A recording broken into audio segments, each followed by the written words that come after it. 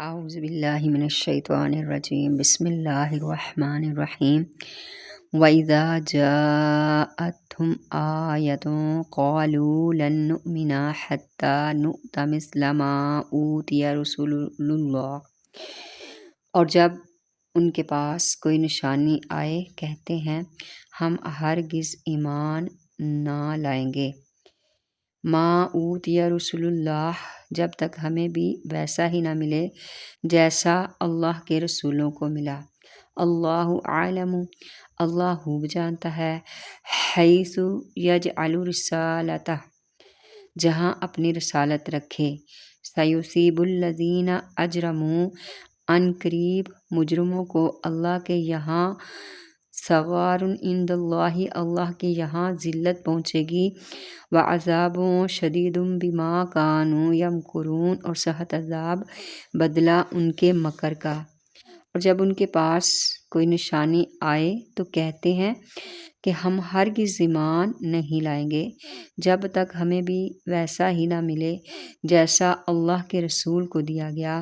اللہ اسے خوب جانتا ہے، جہاں وہ اپنی رسالت رکھے، ان قریب مجرموں کو ان کے مکر و فریب کے بدلے میں اللہ کے ہاں ذلت اور شدید عذاب پہنچے گا۔ وَإِذَا جَاءَتْهُمْ آیَةٌ، اور جب ان کے پاس کوئی نشانی آئے۔ ولید بن مغیرہ نے رسول اکرم صلی اللہ تعالی علیہ وسلم سے کہا، اگر نبوت حق ہے، اگر نبوت سچ ہے تو میں آپ سے زیادہ اس کا مستحق ہوں، حقدار ہوں، کیونکہ میں عمر میں بڑا ہوں اور آپ سے مال و دولت میں بھی زیادہ ہوں۔ اس پر یہ آیت کریمہ نازل ہوئی۔ ایک دوسرے قول کے مطابق کہ ابو جہل کے بارے میں نازل ہوئی، اور اسی طرح مختلف روایات میں آتا ہے۔ اور اب وہ کہتے ہیں کہ ہم میں ایک نبی ہے جس کی طرف وحی نازل ہوتی ہے، اللہ کی قسم ہم اس پر ایمان نہ لائیں گے، اس کی پیروی نہ کریں گے، یہاں تک کہ ہمارے پاس بھی ویسے ہی وحی آئے جیسے اس کے پاس آتی ہے۔ عقیدہ نبوت کے بارے میں چند اہم باتیں سیکھتے ہیں کہ نبوت کا چناؤ اللہ تعالیٰ کی طرف سے ہوتا ہے۔ اعمال، قومیت یا مال کی وجہ سے نبوت نہیں ملتی۔ نبوت کسی نبی کی آدمی کی عبادت و ریاضت کے ذریعے کوشش کر کے اسے حاصل کر سکے، بلکہ محض اللہ تعالیٰ کی عطا ہے، جسے چاہتا ہے اسے اپنے فضل سے نبوت عطا فرماتا ہے۔ ہاں، دیتا اسی کو ہے جسے اس عظیم منصب کے قابل بناتا ہے، جو نبوت کا منصب ملنے سے پہلے ہر طرح کے برے اور مذموم اخلاق سے پاک ہو، اور اچھے اور قابل تعریف تمام اخلاق مزین ہو کر ولایت کے جملہ مدارج طے کر چکا ہے، اور اپنے نسب و جسم، قول و فعل، حرکات و سکنات میں ہر ایسی بات سے پاک و صاف ہوتا ہے جو باعث نفرت ہو۔ اسے عقل کامل عطا کی جاتی ہے جو اوروں کی عقل سے بدرجہ اولیٰ بہتر ہوتی ہے۔ کسی حکیم اور کسی فلسفی کی عقل اس کے لاکھوں حصہ تک نہیں پہنچ سکتی، اور جو اسے کسبی مانے کہ آدمی اپنے کسب و ریاضت سے منصب نبوت تک پہنچ سکتا ہے، کافر ہے۔ نمبر 2، جو شخص نبی سے نبوت کا زوال ممکن مانے وہ کافر ہے۔ نمبر 3، نبی کا معصوم ہونا ضروری ہے، اور یہ عصمت نبی اور فرشتے کا خاصہ ہے کہ نبی اور فرشتے کے سوا کوئی معصوم نہیں۔ اماموں کو انبیاء علیہ السلام کی طرف معصوم سمجھنا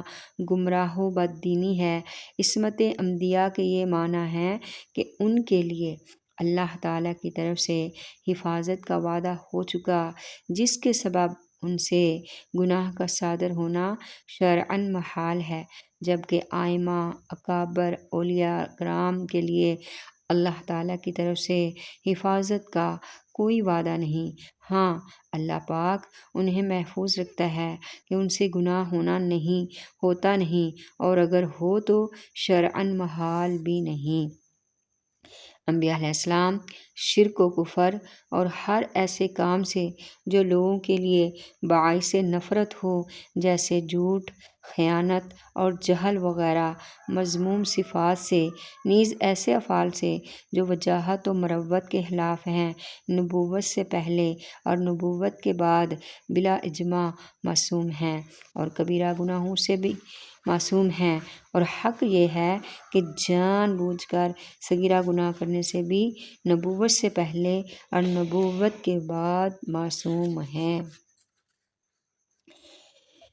اللہ اعلم حیث یجعل رسالتہ، اللہ خوب جانتا ہے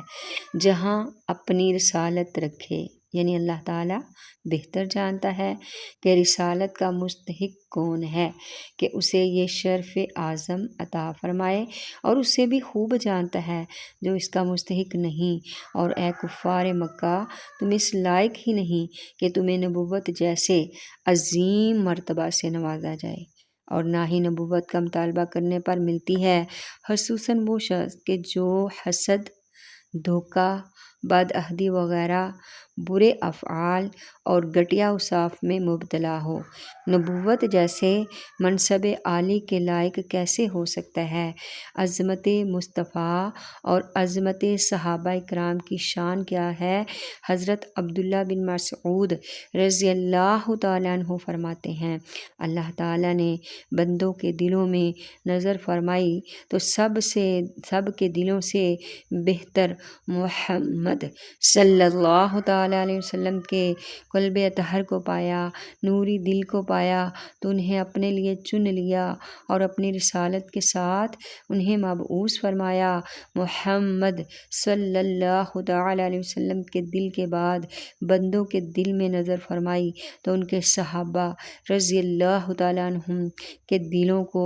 دیگر لوگوں کے دلوں سے بہتر پایا، تو انہیں اپنے نبی کا وزیر بنا دیا۔ یہ لوگ ان کے دین کی حمایت میں جنگ کرتے ہیں، پس جس چیز کو مسلمان اچھا سمجھیں تو اللہ کے نزدیک بھی اچھی ہے، اور جسے مسلمان برا سمجھیں تو وہ اللہ کے نزدیک بھی بری ہے۔ آخر میں اللہ تعالیٰ سے دعا ہے کہ اللہ تعالیٰ ہمیں تمام انبیاء کرام اور رسولوں اور پیغمبروں